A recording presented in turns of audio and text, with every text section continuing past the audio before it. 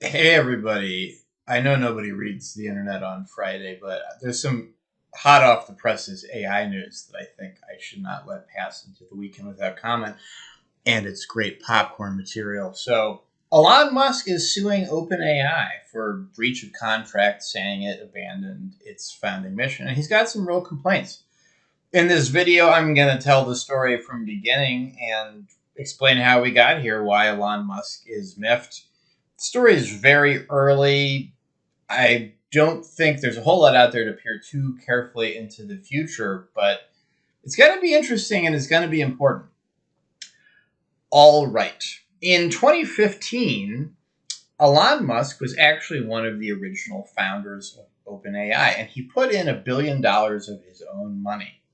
At the time, the plan was that OpenAI was supposed to be vaguely a not-for-profit research institute, and it had a specific mission, which was to develop AI for the benefit of all humanity. The open in OpenAI, which I will come back to later, it's become kind of closed. The open in OpenAI was actually very important and had an explicit meaning. The idea was that the technology was supposed to be open source so everybody could poke at it, with an idea that having it out in the open would somehow prevent Skynet from destroying us or similar. There's a lot that's nice about open source. I'm a little skeptical of the language, but I don't want to knock it broadly.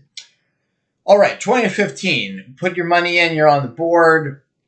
Mission is to develop AI for humanity. It's officially a not-for-profit, as it is today. It's worth noting that 3 years later, Elon Musk stepped down from the board due to conflict of interest because he was doing other AI stuff. So fast forward to present day. OpenAI is not open. It is closed source. It is, ironically, one of the least open major players in the large language model space.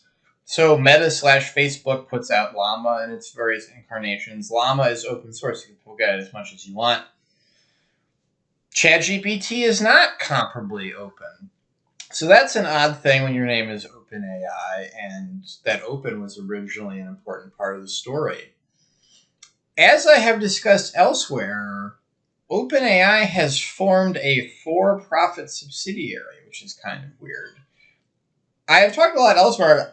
I think it's kind of a bad look to be a not-for-profit with a for-profit subsidiary at all. Just a weird corporate governance time bomb out of the box, possibly. And I would note that a lot of people attribute the cause of the recent near implosion of OpenAI to possible conflict about you're kind of two things. Those two things demand you behave in two different ways. And how do you reconcile that? Maybe you can't. Also, the for-profit part, you could argue, is maybe explicitly at odds with the mission of the not-for-profit part, which is, once again, kind of how they got into trouble and things exploded. Another thing, and I would just defend Elon Musk on just a human emotional level, if I gave $1 billion to charity, and I think it's reasonable to kind of feel like that, it wasn't supposed to be making money. The idea was that you would be liberating people to do the right thing and not try to make money. If I'm in his position, I gave all this money to a charity, and the charity turned around and said, hey, well, we actually did something cool with your money, and now we're going to try to make more money. Well, that would annoy me on just general honesty grounds, as well as, well, if that's the story, why don't I have a cut? Do I get paid?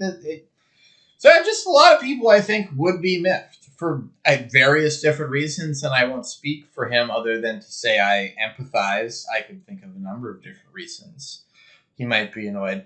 And then finally, going back to OpenAI's recent implosion, it revealed how super duper in bed they are with Microsoft. And part of the story of Altman clawing his way back into power is he was basically going to take the whole company to Microsoft.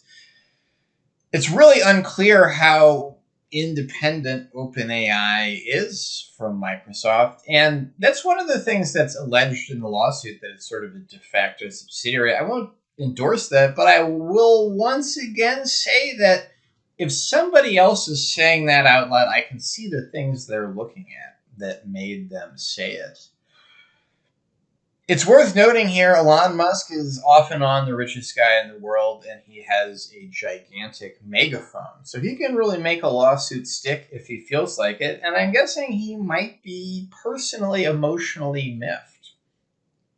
So this is heavy duty. I would close out by just reiterating my normal shopping advice for executives and others.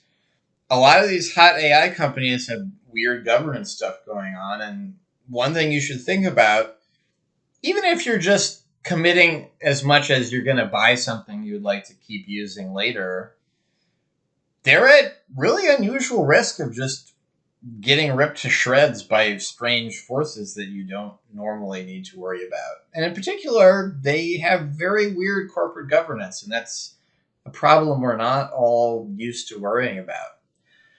Watch this story. It's both important, and I think it'll be exciting, and my daughter won't know that I'm eating the popcorn with her thinking about this lawsuit, but it's going to be good.